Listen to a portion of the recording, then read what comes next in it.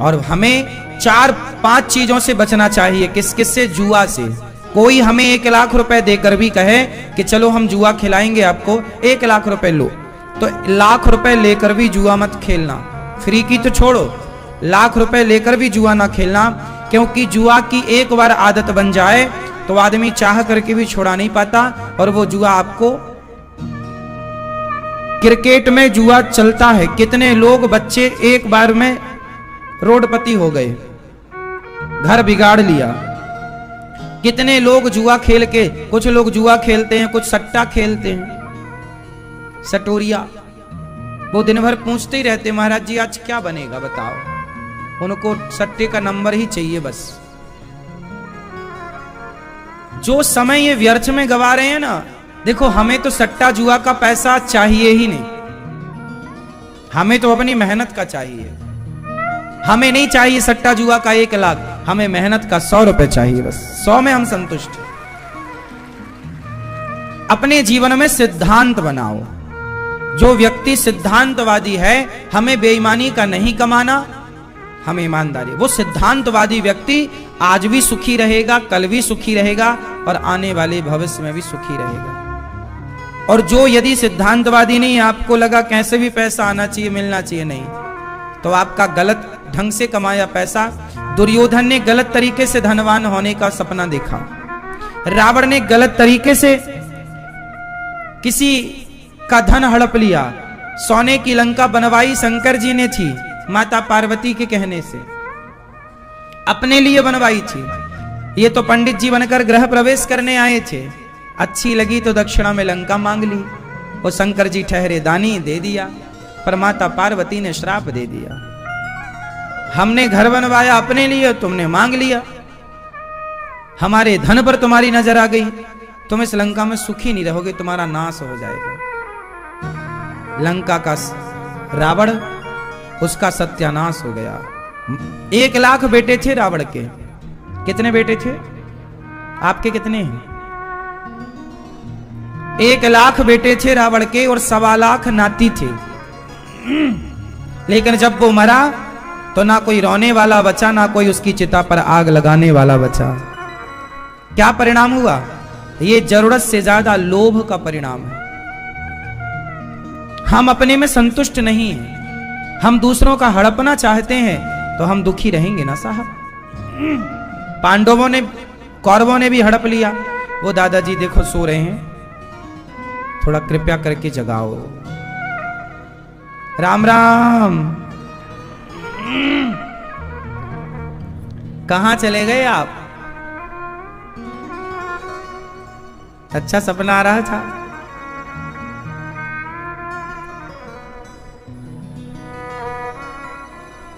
इसलिए हम रावण बनने की कोशिश ना करें और दुर्योधन बनने की कोशिश ना करें, हम अर्जुन बनने की कोशिश करें, हम राम बनने की कोशिश करें। बन तो ना पाएंगे राम, फिर भी कोशिश करने में क्या नुकसान है। अच्छे राह पर यदि हमारे बड़े बुजुर्ग चले हैं और हम भी उस अच्छे रास्ते पर चलने का प्रयास करें, तो प्रयास करना अच्छे राह पर चलने का क्या बुरा है बुरा? इसलिए 5 चीजों से आपको बचना है। राजा परीक्षित को श्राप लगा, हाथ जोड़कर परीक्षित जी ने प्रश्न किया, सुखदेव भगवान मैं क्या करूं? हे गुरुदेव भगवान मुझे 7 दिन में मरना। सुखदेव भगवान ने कहा चिंता ना करो, 7 दिन बहुत, जिसे मरना है देखो 7 दिन तो हम सबके पास है। सोमवार से लेकर रविवार तक गिनो, कितना हुआ? 7 ही हुआ। सोमवार से लेकर रविवार तक कितना हुआ? 7 दिन। अब इन 7 दिनों में ही हम आए हैं और इन 7 दिनों में ही हम वापस जाएंगे। ये जिंदगी 7 दिनों की ही है। इन 7 दिनों में ही कुछ अच्छा कर लो या कुछ बुरा कर लो। इन 7 दिनों में ही या राम बन जाओ या रावण बन जाओ, क्योंकि 8वां दिन तो ना दुर्योधन के पास था, ना अर्जुन के पास था, ना राम के पास था, ना रावण के पास था। दिन 7 ही हैं, महीना 12 ही हैं, एक पुरुषोत्तम 3 में 1 बार, 3 वर्ष में। सबके लिए 12 महीने हैं और 7 दिन हैं और 30 दिन महीने के। वही भारत में राम भी थे, उसी भारत में हम भी हैं। इसलिए जीवन सुखमय बनाना है तो हमारी इन बातों पर विचार करना। सुखदेव भगवान कहते हैं, राजन तुमने उत्तम प्रश्न किया है। जिसकी मृत्यु सिर पर नाच रही हो उसे कुछ कार्य कर लेने चाहिए। क्या करना चाहिए? अच्छा आप बताओ, हम सबको ही तो जल्दी मरना है। आप लोगों की आयु बढ़ रही है या घट रही है? बोलो। हम सबकी उम्र चली जा रही है, उम्र धीरे धीरे चली गई। लड़कपन चला गया, जवानी चली गई, बुढ़ापा आया। और जब बुढ़ापा आया तो बुढ़ापे में जब अक्ल आई तब तक शरीर ने काम करना छोड़ दिया। जब समझ आई तो शरीर की जर्जरता सामने थी। जब तक शरीर में शक्ति थी तो समझ नहीं थी। समझ आई तो शक्ति चली गई, है ना। जवानी में शक्ति होती है पर समझ नहीं होती। बुढ़ापे में समझ होती है पर शक्ति नहीं होती। और ये दोनों समझ और शक्ति जिसको मिल जाए एक साथ, वही विवेकानंद हो जाता है, वही रामकृष्ण हो जाता है, वही ध्रुव और प्रहलाद हो जाता है। जीवन में श्रेष्ठ कौन बनता है? जिसके पास समझ आ गई समय से, और समय से आ जाएगी तो शक्ति रहेगी। जवानी में शक्ति होती है, समझ नहीं होती। और आएगी जब तक हाथ पांव ढीले पड़ जाएंगे। इसलिए मेरी मां, बिनु सत्संग विवेक न होई, राम कृपा बिनु सुलभ न सोई। सत्संग बहुत आवश्यक है। कामयाब होने के लिए क्या चाहिए? और कामयाबी केवल संसार में पैसों की कामयाबी नहीं, मन ईश्वर में लग जाना, यह भी सबसे बड़ी कामयाबी है। आध्यात्मिक हो करके अपना जीवन ईमानदारी से। सुदामा जी कामयाब थे या नहीं? मीराबाई कामयाब हैं या नहीं? लोग बोलते हैं अरे तो बहुत पैसा कमा लिए, बहुत कामयाब, बहुत सफल हो गए। पैसे वाले को ही सफल नहीं बोला जाता मेरी मां। मीराबाई भी सफल हो गई, ध्रुव प्रहलाद सफल हो गए। जिसने अपने चित्त को शांत कर लिया, जिसने मन के भटकाव को समाप्त कर लिया, जिसका मन स्थिर हो गया, वो कामयाब है, चाहे स्त्री हो या पुरुष। और यदि आपने करोड़ों रुपए पाकर भी आपके मन शांत नहीं हुआ, चित्त में शांति नहीं है, तो फिर वो कामयाब थोड़ी है। पैसा पा लेना बड़ी बात नहीं है साहब। पैसा तो शरीर बेचकर वैश्या भी पा लेती है। मन की चंचलता मिटाना ही, मन की चंचलता को मिटा देना ही व्यक्ति की सफलता।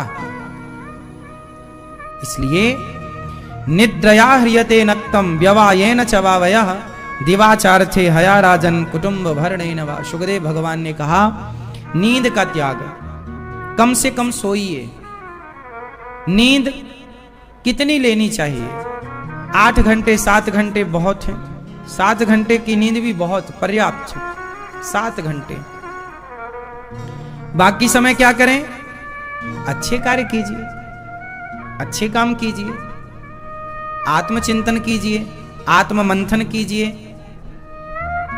व्यर्थ की चुगली निंदा करने से भी कौन से धन्ना सेठ हो जाते हो। तस्मात् भारत सर्वात्मा भगवान ईश्वरो हरे। सब में ईश्वर का दर्शन करना श्रेष्ठ लक्षण है। श्रोतव्यः, कथाएं सुनो, कीर्तितव्यश्च, कीर्तन करो, स्मर्तव्यश्च, स्मरण करो। 3 काम करने चाहिए। कथा सुननी चाहिए, कीर्तन करना चाहिए और स्मरण करना चाहिए, या इन तीनों में कुछ एक करना चाहिए। और अपना काम करना चाहिए। अपना काम मतलब मैया नींद आ रही है? नहीं, ध्यान में हो, चलो बताओ। कथा क्यों सुननी चाहिए? बताओ, कथा क्यों सुननी चाहिए? क्यों सुननी चाहिए? आप कथा सुनने कथा सुनना छोड़ दो, घर में झाड़ू लगाना बंद कर दो तो घर की हालत कैसी है? जैसे झाड़ू लगाना छोड़ देने से घर की हालत जैसी होती है, ऐसे ही कथा सुनना छोड़ दोगे तो मन की हालत भी वैसी हो जाएगी। मन कचरे से भर जाएगा, मन कचरे से भर जाएगा। कथा झाड़ू लगाती है कहाँ? मन में। मन के कोने कोने को साफ कर देती है, मन को निर्मल कर देती है। और निर्मल मन हुआ तो निर्मल मन में प्रभु आकर के बैठ जाएंगे, भगवान विराजेंगे।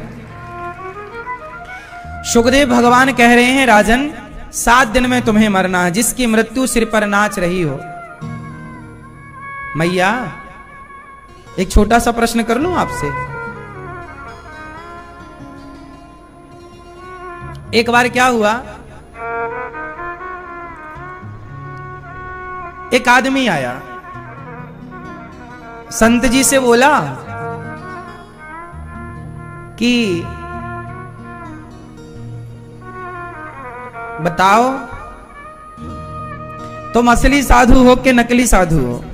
एक आदमी आया और एक संत जी से बोला कि तुम असली हो या नकली हो? तो संत जी ने कह दिया, भैया मैं तुझे अभी बताता हूं कि मैं असली हूं कि नकली, पर पहले मैं ये देख रहा हूं कि तुझे 5 दिन बाद मरना है। मैं देख रहा हूं कि तू आज से 5 दिन बाद मर जाएगा। अब जैसे ही संत जी ने ये कहा कि तू आज से 5 दिन बाद मर जाएगा, तेरा बिल्कुल समय निकट है, अब सुन, मुझे लगा मैं भूल ना जाऊं तुझे बताना, अब तू यहां बैठ, मैं बताता हूं कि मैं असली साधु हूं कि नहीं। वो आदमी बोला, अच्छा मत बता, मैं जा रहा हूं। अब वो तुरंत अपना मुंह, अब जिसे पता चल जाए कि आप 5 दिन बाद मर जाओगे, उसे फिर कुछ सुनने का मन होगा? वो तुरंत वहां से गया, घर गया, घर जाके लेटा, अब उठा ही ना। पत्नी बोली कुछ खाओ, खाए ही ना। रोज पत्नी से लड़ता था, आज लड़ा ही नहीं रहा। पत्नी बोली क्या हो गया? गुरु उन्होंने तो बोला था 5 दिन बाद मरेगा, इसने तो हालत ऐसी बना ली, दूसरे दिन मरने की स्थिति आ गई इसकी। पत्नी से ये रोज लड़ता था, आज लड़ा नहीं, दूसरे दिन भी नहीं लड़ा। रोज वो बैठा बैठा उसका खुरापाती दिमाग चल रहा, दिन भर चुगली निंदा करता उसका ऐसा। अब लोगों ने कहा, भाई फलाना कहां चला गया? अरे वो तो पड़ा है। और पड़ा क्या है? वो आंख बंद की है तो बंद ही है, खोले तो खोले ही है।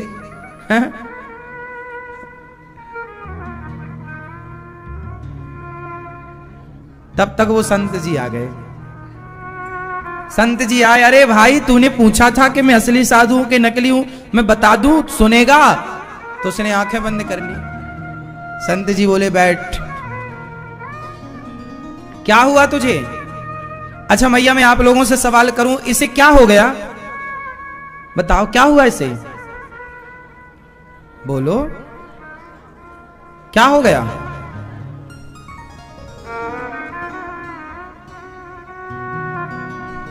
इसे संत जी ने केवल याद दिला दिया कि तू मरने वाला है। इसे संत जी ने केवल, जोर से, इसे संत जी ने केवल याद दिला दिया कि तू मरने वाला है। और इसे याद आया कि मैं मरने वाला हूं, तो इसने झगड़ा छोड़ दिया, निंदा छोड़ दी, चुगली छोड़ दी, शांत हो गया। उसके जीवन में शांति कब आ गई? जब उसे ये पता चल गया कि मैं, बस आपके जीवन में भी शांति तभी आएगी जब आपको ये पता चल जाएगा कि आप मरने वाले हैं। आप ये भूल गए हैं कि आप एक दिन मर जाएंगे, इसलिए हम आपको याद दिला रहे हैं कि आप लोग भी एक ना एक दिन, इन 7 दिनों में किसी एक ना एक दिन हम सबको मरना पड़ेगा। इसलिए मृत्यु को कभी नहीं भूलना चाहिए। जो व्यक्ति अपनी मृत्यु को भूल जाता है वही पाप करता है, जो मृत्यु को याद रखता है वो पाप क्यों करेगा? 2 बातन को भूल मत, जो चाहे कल्याण, नारायण एक मौत को दूजे श्री भगवान। अपने प्रभु को सदा याद रखो और अपनी मृत्यु को सदा याद रखो कि एक दिन मरना है। और जब मर जाएंगे तो क्यों हम आपसे दुश्मनी करें? क्यों हम आपको सताएं? क्यों हम आपको गाली दें? क्यों हम किसी से लड़ें? जिन घड़ियों में हंस सकते हैं उन घड़ियों में रोएं क्यों? जो समय हम अच्छे से व्यतीत कर सकते हैं आपके साथ हंसते मुस्कुराते, उस समय में हम आपसे झगड़ा क्यों करें? मैया समझ में आ रही है मेरी माँ? ओ पंचायती भैया, देखो चारों दिशाओं में खड़े हैं 4 लोग, मस्त प्रपंच चल रहा है। जय हो प्रपंची भाई साहब, ठीक है? हो गया प्रपंच, बैठो बेटा, बैठ जाओ। कथा को बैठकर सुनना चाहिए। धर्मशास्त्र की बातें खड़े होके सुनने से वृक्ष की योनि मिलती है। यदि बैठने की जगह है तो बैठकर सुनो, बैठने की जगह नहीं है तो फिर खड़े होना ठीक है, कोई दिक्कत नहीं कि खड़े होके भी प्रभु की बातें हम सुन लें, पर बैठने की जगह है फिर भी आप खड़े होके सुनेंगे तो वृक्ष की योनि प्राप्त करेंगे। कौन सी योनि? पेड़ हमेशा ही खड़े रहते, इसलिए कथा भागवत बैठ के सुनना चाहिए, शांत चित्त से। जगह है तो आनंद से बैठो। सुखदेव भगवान कह रहे हैं, राजन सत्याम क्षितौ किम कसिपो प्रयासैः बाहौ स्वसिद्ध्ये युपबर्हणैः किम सत्यंजलौ किम पुरुधान्यपात्र्य दिग्वल्किलादौ सति किम दुकूलैः चीराणि किं पथि न सन्ति दिशन्ति भिक्षां नैवाङ्घ्रिपाः परभ्रतः सरितोऽप्यशुष्यन् रुद्धा गुहा किमजितो वतिनोपसन्नान् कस्मात् भजन्ति कवयो धनदुर्मदान्धान् चीराणि किं पथि न सन्ति दिशन्ति भिक्षां। ज्यादा हाय हाय नहीं। सबसे सुखी कौन है? बताओ, सबसे सुखी होने के लिए क्या होना चाहिए? बताओ, सबसे सुखी होने के लिए क्या चाहिए? संतोष। क्या चाहिए? और हमारे कथा के परीक्षित ही संतोष है। तो जीवन में सुखी होने के लिए क्या चाहिए? जोर से, जब आवे संतोष धन सब धन धूरी समान। सबसे बड़ा धन कौन सा है? इसलिए जीवन में जो मिल जाए संतोष करो। आज लोग परेशान क्यों हैं? क्योंकि उन्हें जीवन में बहुत है लोगों के पास, संतोष नहीं। इसलिए वो लोग घास की झोपड़ी में रहने वाला मजदूर, रिक्शा चलाने वाला भाई, कई बार धनवान महलों में रहने वाले लोगों से ज्यादा खुश देखे गए हैं। हाँ या ना? एसी की ठंडी हवा में एक आदमी और एक लोग वो हैं जो एसी की ठंडी हवा में हैं, और दूसरे वो हैं जो पेड़ की छांव में हैं। तो पेड़ की छांव वाला ज्यादा खुश देखा गया, एसी में रहने वाला कम खुश देखा गया। तो खुशी एसी से नहीं है, खुशी पैसे से नहीं है। आपके पास कुछ भी नहीं है, एक साइकिल है। अब देखो, कुछ लोग तो कार पाकर भी संतुष्ट नहीं है और कुछ साइकिल पाकर भी संतुष्ट हैं। तो जो संतुष्ट हो गया वो सुखी हो गया। कोई बड़े बड़े महलों में भी दुखी है तो कोई घास की झोपड़ी में भी संतुष्ट है। कितने लोग हमारे भारत में हैं कि दीवार खड़ी कर ली ईंट की, माटी से या सीमेंट से चिनाई कर ली, ऊपर टीन सेट डाल लिया, चादर लोहे का, छत पक्की नहीं है, चादर है। कुछ खप्पड़ वाले मकान है, खप्पड़ जानते? तो वो ऐसी जिंदगी में भी वो, मैं बिहार गया कथा करने के लिए, तो वहां मैंने आप लोगों को बताया भी था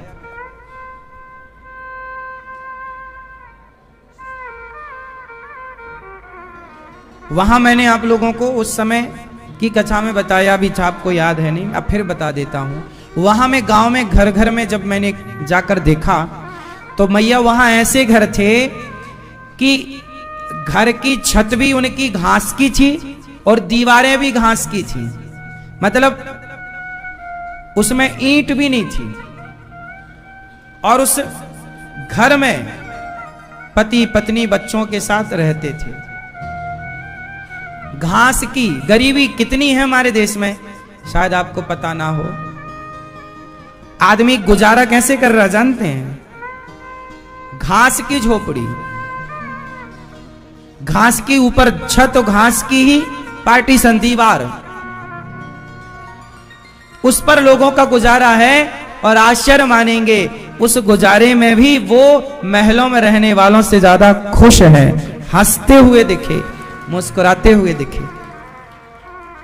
हमने एक पति पत्नी से जाकर पूछा भी, एक घर में हम गांव में गए तो सबके घरों में गए, तो वहां पर सबके घरों में जा जाके हमने खुद अपनी आंखों से देखा। एक पति पत्नी मिल गए हमें, उन पति पत्नी से हमने पूछा आप खुश हैं? हाँ महाराज जी हम बहुत खुश हैं। वो दोनों पति पत्नी बहुत खुश थे। वो झोपड़ी थी घास की, कोई व्यवस्था नहीं, पंखा तक नहीं था घरों में, पंखा फैन ऊपर वाला।